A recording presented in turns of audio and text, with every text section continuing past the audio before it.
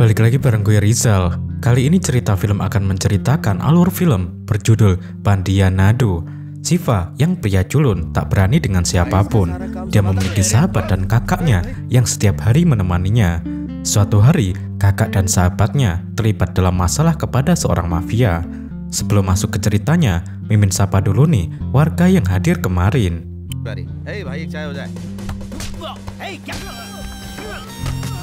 Ada user SW1SO9F S4J, Tehneng Taiwan, Fajri Gaming 3218, Dedi Bimoyang 1456, Bridianto Pakde 7628. Bagi warga yang ingin disapa selanjutnya, silahkan kasih komentar terbaik buat Miminnya.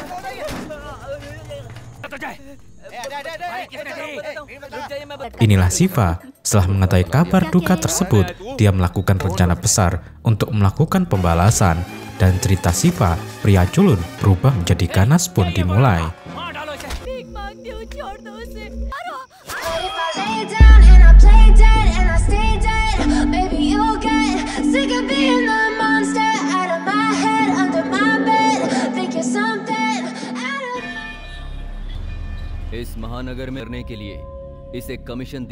Golu adalah ketua mafia yang paling ditakuti di seluruh Madurai. Siapapun yang akan mendirikan usahanya, mereka harus meminta izin dulu kepada Golu.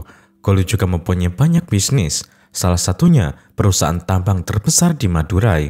Golu memiliki dua kepercayaan, yaitu Raffi dan Raja. Namun karena Golu terkena penyakit kanker, dia pun akhirnya meninggal dunia. Karena kematiannya, semua bisnis ilegal dan legalnya menjadi rebutan dua kepercayaannya, yaitu Raffi dan Raja. Raffi bersikeras ingin menduduki kursi Golu. Begitupun Raja, dia tak akan membiarkan Raffi berkuasa. Mereka terus berselisih, sehingga adik Golu menengahi perselisihan mereka dan berniat menggantikan kakaknya. Namun Raffi mencela karena adik Golu tak tahu apa-apa tentang semua bisnis Golu, dan yang pantas menjadi pemimpin adalah dirinya sendiri. Dia bersumpah siapapun yang berani mencegahnya, dia akan melenyapkannya. Raja masih menahan emosinya karena dia tak mau gegabah menghadapi Raffi. Raja pun mengumpulkan semua partner bisnis Golu dan menyatakan kalau dialah yang akan menjadi pemimpin. Malah dua partner Golu meminta izin kepada Raja untuk mengekspor granit yang ditambang dari perusahaan milik Golu. Hal ini diketahui oleh Raffi. Raffi yang kesal kemudian membunuh dua pria yang meminta izin Raja. Dia juga tak segan membunuh siapa saja yang mendukung Raja. Hal ini membuat Raja dilema, karena banyak korban yang tak bersalah harus mati di tangan Raffi. Namun dia juga tak mau mundur dan ingin tetap menggantikan Golu. Penasihat Golu pun turun tangan dan menyarankan agar bisnis Golu dibagi dua. Raffi memegang bisnis real estate dan Raja memegang pertambangan. Namun Raffi tak mau karena menurutnya uang yang dihasilkan dari tambang sangatlah besar. Dia menyatakan jika ini akan diputuskan dalam 2 hari ke depan, entah dia yang akan memimpin ataukah Raja. Terlihat Raja menemui menteri. Dia meminta bantuan menteri. Awalnya menteri tak mau, namun Raja mengatakan jika dia tahu orang yang dulu menteri bunuh masih hidup dan kini orang itu ada di Kanar. Dia juga tahu mereka sedang menunggu waktu untuk membalas dendam. Jika menteri membantunya, Raja berjanji akan membantu menteri melenyapkan mereka. Akhirnya, menteri mau mendukung Raja. Menteri memanggil komisaris polisi untuk mengamankan Raja. Dan hal ini lagi-lagi diketahui oleh Raffi. Raffi yang tak terima kemudian membunuh Raja. Malah dia berani melakukannya di depan umum agar semua orang tahu bahwa Raffi sangatlah kejam dan siapapun harus tunduk kepadanya. Peristiwa ini disaksikan oleh seorang pak tua bernama Sundaram, namun tak ada seorang pun yang berani menghentikannya. Setelah itu, Raffi mendatangi rumah menteri. Menteri memarahi Raffi karena berani menemuinya setelah apa yang dilakukan kepada Raja. Namun Raffi bercerita jika dia sudah melenyapkan penghalang menteri di Kanner. Dan jika menteri mendukungnya, dia akan selalu membantu menteri. Menteri pun tersenyum dan dia siap mendukung Raffi. Kini, Raffi menjadi satu-satunya penguasa di Madurai setelah Golu. Dia juga memegang kendali semua bisnis Golu, termasuk pertambangan granitnya. Cerita pun berpindah kepada seorang pemuda baik hati bernama Shiva, yang ternyata anak dari Sundaram. Dia mengelola toko servis ponsel bersama sahabatnya yang bernama Ganesh. Shiva berasal dari keluarga sederhana. Dia tinggal bersama ayah dan ibunya, juga kakak laki-lakinya yang bernama Nagaraj, beserta kakak ipar dan keponakannya. Kakak Shiva, yaitu Nagaraj, bekerja menjadi pegawai pemerintah yang bertugas menguruskan izin pertambangan.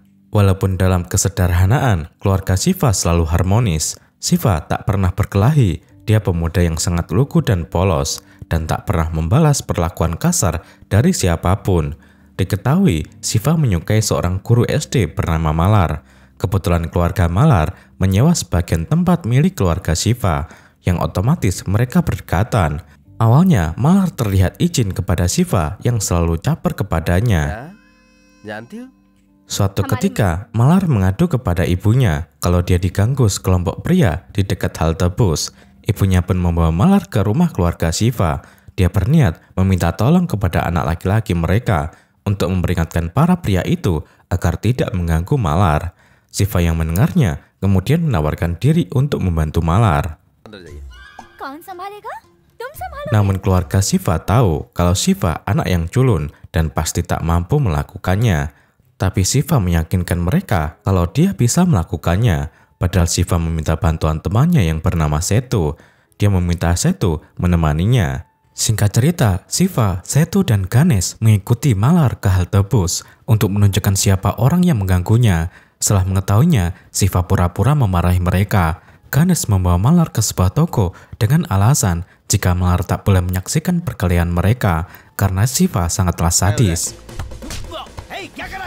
Padahal yang berkelahi adalah Setu, dan Shiva malah menyaksikannya dari jauh.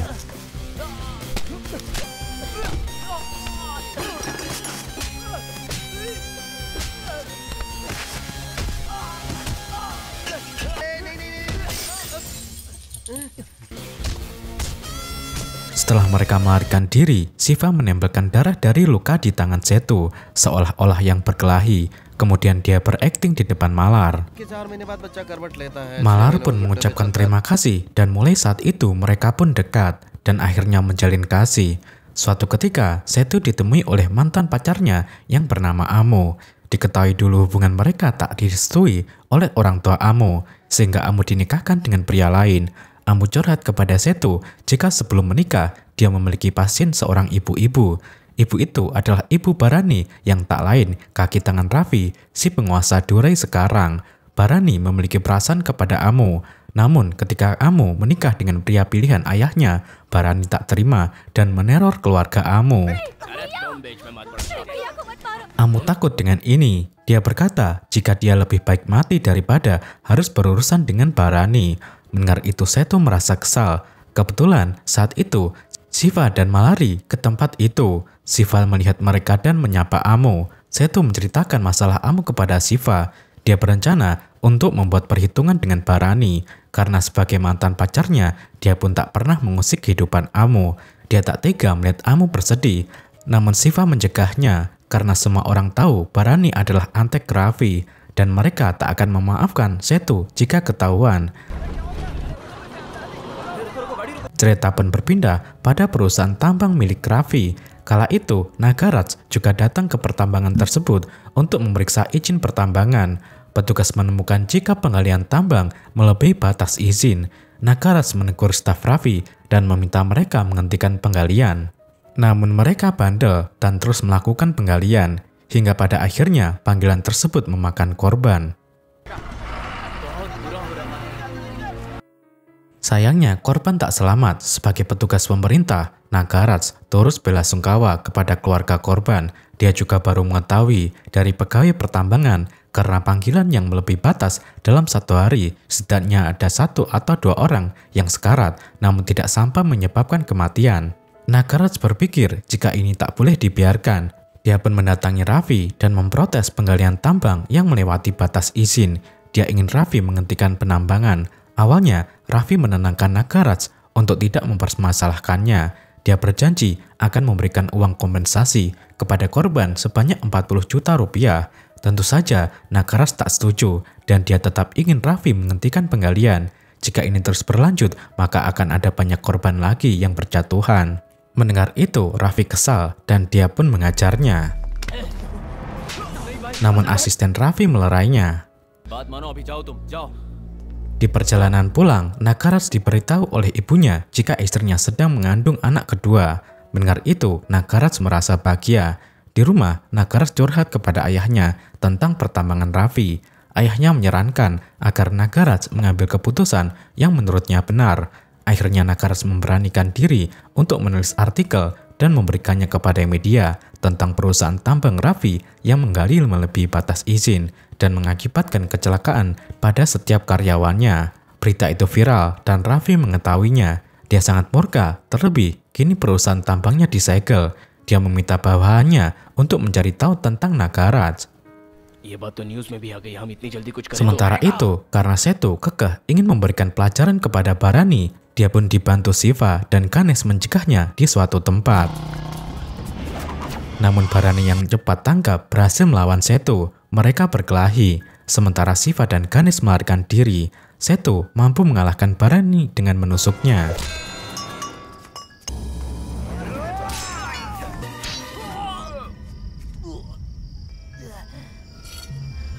Sekarang Shiva membawa Setu kabur. Di pagi hari, Shiva menyuruh Setu melarikan diri bersama Amo. Pagi itu juga, Raffi menjenguk Bharani di rumah sakit. Dia menyuruh anak buahnya mencari tahu siapa Setu. Di saat yang bersamaan, asistennya mengatakan jika dia menemukan Nagaraj dan kini anak buahnya sedang mengikutinya. Raffi menghubungi Nagaraj dan mengatakan jika dia akan mati saat ini juga. Benar saja, Nagaraj ditabrak bus suruhan Raffi. Nagaraj tewas di tempat. Keluarganya sangat terpukul dengan kematian Nagaraj yang seperti ini. Setelah itu, Sundaram diminta menandatangani surat postmortem yang menyatakan Nagaraj tewas kecelakaan karena mengemudi sambil minum minuman alkohol. Mendengar itu, Sundaram tak mau menandatanganinya. Dia tahu jika anaknya tak pernah minum minuman beralkohol. Namun petugas memaksa dan menekankan jika Sundaram tak boleh membantah dan harus segera menandatanganinya. Sundaram menjadi curiga jika anaknya tidak murni kecelakaan, melainkan sengaja dibunuh. Apalagi kemarin dia sudah melaporkan kasus pertambangan milik Raffi. Kala itu asisten Raffi datang. Dia berkata jika kecurigaan Sundaram benar, dia memaksa Sundaram untuk segera menandatanganinya. Jika tidak, Sundaram akan bernasib sama dengan anaknya. Namun, Sundaram tetap tak mau. Dia berencana akan membawa kasus ini ke pengadilan, tetapi bawahan Raffi menandatangani surat itu dengan tangannya sendiri. Sundaram tak berdaya. Dia merasa sakit hati karena diperlakukan seperti ini oleh para penguasa. Kesedihannya semakin tak terbendung ketika dia harus mengantar sang anak ke peristirahatan terakhirnya. Setelah beberapa hari, Sundaram ditemani oleh temannya menandatangani perusahaan percetakan. Dia bermaksud menulis berita tentang kematian anaknya. Namun mereka tak mau, apalagi berhubungan dengan Raffi. Karena tak membuahkan hasil, Sundaram pun pulang dengan perasaan kecewa. Terlihat Shiva mengintai kediaman Raffi ditemani oleh Ganesh. Shiva berniat membunuh Raffi. Hal ini membuat Ganesh terkejut dan menanyakan alasannya. Shiva menjawab jika dia tak bisa tenang sebelum pembunuh kakaknya masih hidup. Ternyata Shiva mengetahui hal ini di saat ayahnya dipaksa menandatangani surat pernyataan itu. Ganesh menasihati Shiva untuk tidak bertindak gegabah karena semua orang tahu Raffi sangat berbahaya. Dia mengingatkan Shiva kepada Setu yang kini terlunta-lunta di kota asing karena menjadi buronan Raffi. Dia tak melarang Shiva membunuh Raffi, tapi Shiva harus merencanakan secara matang. Tak peduli seberapa lama ini akan terjadi, karena jika dia ada di posisi Shiva, dia juga akan melakukan hal yang sama. Mulai saat itu, Shiva dibantu Ganesh mengintai keseharian Raffi. Hari demi hari, Minggu demi minggu, hingga bulan berganti bulan, Shiva terus mengikuti Raffi. Sampai dia hafal bagaimana saja, jam berapa saja, dan siapa saja yang Raffi temui. Sebagai seorang teknisi ponsel, dia menciptakan sadapan di sebuah ponsel. Kemudian dia menyuruh Ganesh untuk memberikannya kepada anak buah Raffi, khususnya asisten Raffi. Ganesh mengunjungi Raffi dengan menyamar menjadi sales ponsel yang akan membuka toko dengan restu Raffi. Dia juga memberikan ponsel baru sebagai hadiah kepada mereka, termasuk asisten Raffi. Raffi yang tak curiga merasa tersanjung. Ganesh pun kembali kepada Shiva untuk melaporkan jika dia sudah memberikan ponsel itu kepada asisten Raffi. Dan benar saja, ponsel itu langsung dipakai, dan Shiva mendengar jika asisten mendapatkan panggilan.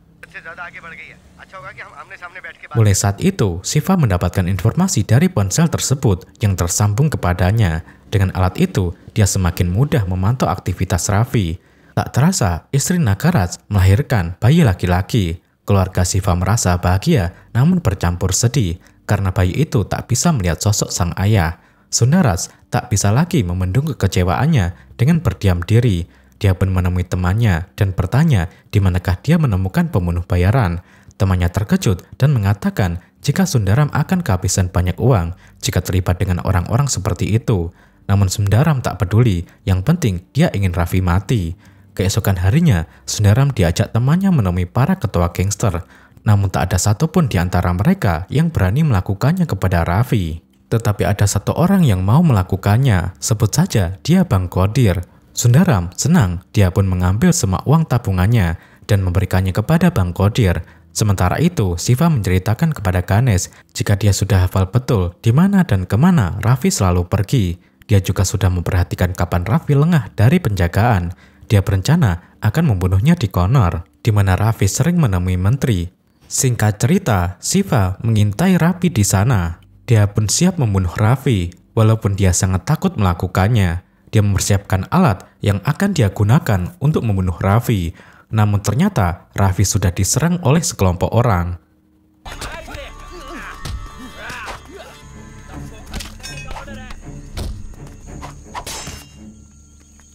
Raffi mengejar mereka dan Shiva mengikutinya. Hingga akhirnya Raffi mendapatkannya. Dari mereka, Raffi tahu jika Bang Kodir yang menyuruh mereka. Kemudian Barani mendatangi sebuah restoran di mana Bang Kodir ada di sana. Bang Kodir dak didupser, apalagi Raffi juga datang ke sana. Akhirnya Bang Kodir memberitahu jika seorang pak tua yang menyuruhnya dengan bayaran yang sangat tinggi. Di sisi lain, keluarga Mawar mengunjungi keluarga Shiva untuk membicarakan hubungan anak-anak mereka. Namun Shiva terlihat biasa saja, bukan karena dia tak mau memikirkan hal ini, tapi dia belum tenang sebelum misinya berhasil. Namun dia juga tak mau mengecewakan Malar dan keluarganya, sehingga dia tak melarang mereka untuk menentukan tanggal pernikahannya. Terlihat Sundaram harap-harap cemas, karena dia masih memikirkan apakah Kodir berhasil membunuh Raffi atau tidak, sementara Shiva juga terlihat tak tenang. Dia menanyakan apakah Kodir berhasil membunuh Raffi. Kodir menjawab jika dia gagal dan akan mengembalikan uang Sundaram, padahal Kodir disuruh oleh Barani untuk memancing Sundaram. Kodir mengatakan kalau dia menunggu Sundaram di halte bus jam 8 malam. Setelah itu, Barani menghubungi asisten Raffi. Dia mengatakan jika orang yang menyuruh Kodir membunuh Raffi akan datang ke halte bus jam 8 malam ini. Hal ini dengar oleh Shiva dan Shiva pun bersiap ke sana untuk mengetahui siapakah orang yang ingin membalas dendam sama seperti dirinya. Singkat cerita, Kodir sedang menunggu Sundaram. Terlihat Sundaram datang ke sana. Dia melihat Kodir dan hendak menghampirinya. Namun dia juga melihat Raffi dan sadar jika ini adalah jebakan. Dia pun bergegas pergi, tetapi Kodir melihatnya dan memanggil-manggil Sundaram. Ternyata sejak tadi Shiva ada di sana. Dia terkejut karena orang yang menyuruh Kodir membunuh Raffi adalah ayahnya. Dia pun ikut mengejar ayahnya untuk menyelamatkannya. Kodir memilih melarikan diri, namun dia dicegat oleh anak buah Raffi. Kodir mencoba melawan mereka dan tak sengaja tas berisi uang itu terlempar. Namun ternyata Ganesh mengembalikannya. Sementara Sundaram terus berlari, namun dia terlihat kecapean dan pingsan. Shiva memeriksa keadaan ayahnya. Dia pun berusaha untuk membawanya pergi dengan menggunakan troli dan tak lupa dia menutup sebagian wajahnya. Hal ini diketahui oleh Barani dan anak buahnya. Barani sempat mencegah Shiva dan sekelebat melihat kalungnya saja. Namun Shiva berhasil melawannya dan membawa ayahnya pergi.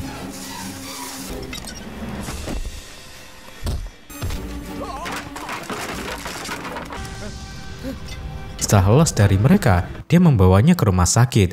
Ganesh bertanya mengapa Shiva melarang petugas untuk memberitahu kalau dia yang membawa ayahnya. Shiva menjawab dia ingin ayahnya mengira kalau Shiva mengetahui apapun yang ayahnya lakukan. Tak lama, Sundaram sudah siuman dan mendapatkan telepon dari temannya. Dia pun keluar ruangan dan menceritakan apa yang terjadi kepadanya. Hal ini disaksikan oleh Shiva dan Ganesh. Mereka melihat Sundara menangis karena gagal melenyapkan Raffi, terlebih semua uangnya hangus. Shiva merasa kasihan kepada ayahnya. Kali ini, dia bersungguh-sungguh untuk segera membunuh Raffi. Dia berpikir jika kini Raffi sedang memburu ayahnya, dan sebelum ayahnya menjadi korban, dia akan mendahulunya melenyapkan Raffi. Benar saja, Raffi menugaskan anak buahnya mencari tahu siapa saja korbannya dari dulu, dan dia yakin orang yang ingin kematiannya adalah anggota keluarga salah satu korbannya. Shiva kemudian membuat rencana dengan Ganesh dan membunuhnya di festival kuil. Namun saat itu, Shiva mendengar bahwa Raffi akan bertemu di teater dengan menteri. Shiva pun tak menyanyiakan hal ini. Dia kemudian datang ke teater untuk mengintai Raffi. Setelah pertunjukan selesai, Shiva pun pergi ke toilet untuk mempersiapkan senjata.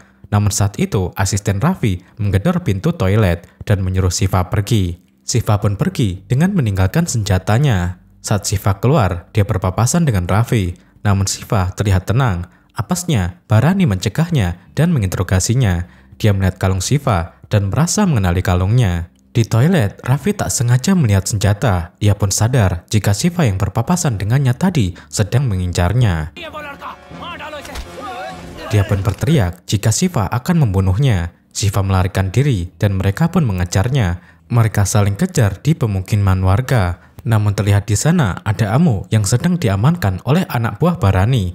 Barani menghubungi anak buahnya tersebut untuk ikut mengejar Shiva.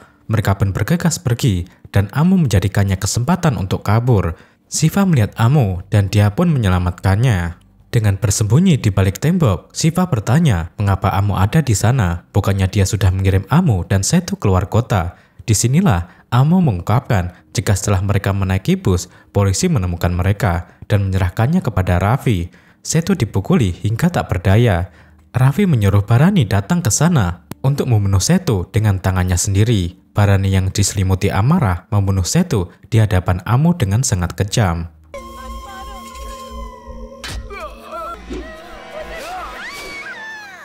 Mendengar itu, Shiva murka. Dia masih bisa sabar kakaknya dihabisi oleh mereka. Namun ketika sahabatnya mengalami nasib yang sama, dia tak bisa menahan emosinya. Ketakutan Shiva hilang dan melawan mereka semua, walaupun dengan tenaga yang tersisa.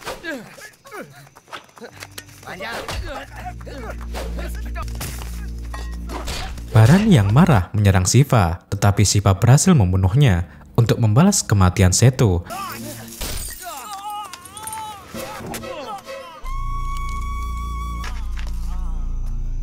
Tak lama kemudian, Raffi tiba dan melihat semua anak buahnya mati. Tiba-tiba Shiva membunuh asisten Raffi, dan kini tinggal Raffi sendirian. Shiva dan Raffi pun bertarung mempertahankan diri masing-masing.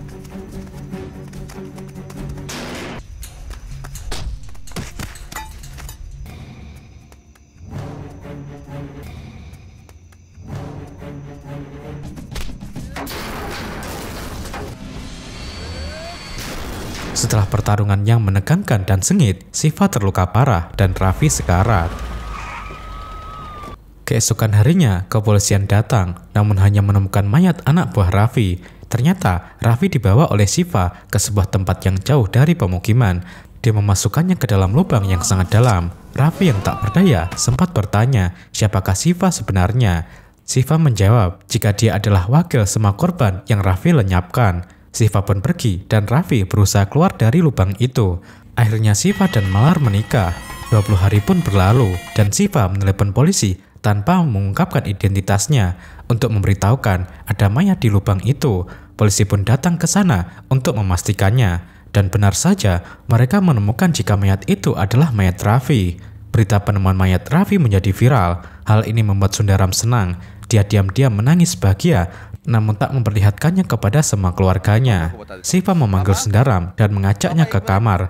Dia mengatakan kalau dia mengambil sejumlah uang dari tas ayahnya untuk biaya pernikahannya kemarin. Di atas itu, Sundaram baru sadar jika selama ini Siva diam-diam mengetahui rencananya. Dan dia pun yakin jika yang melakukan ini kepada Raffi adalah Siva. Sundaram memanggil Siva. Dia mengungkapkan jika dia bangga kepada Siva.